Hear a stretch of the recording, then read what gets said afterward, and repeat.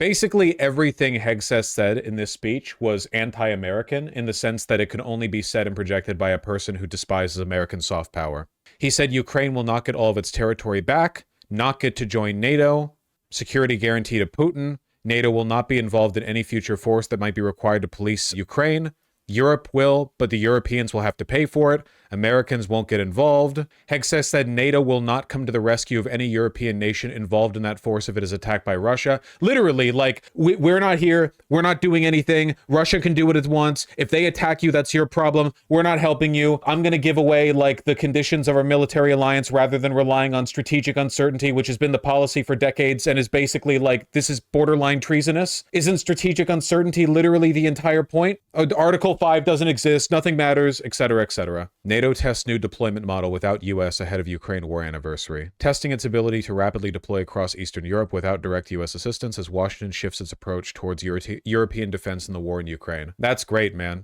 Represents the largest NATO operation plan this year, and we're not a part of it. Phenomenal. Is China around? Is China available? Do they want to get involved in this? You know, this kind of explains why I've been seeing Japanese officials start talking about a nuclear weapons program, which would have gotten you lynched just 20 years ago. It's literally like the American century is over. We had it. Well, we had, like, I guess half a century, a little more than half a century. We were still the dominant power during the Cold War. Obviously, you know, since the 90s, it's been completely undisputed. And all it took was shooting ourselves in the dick for no reason.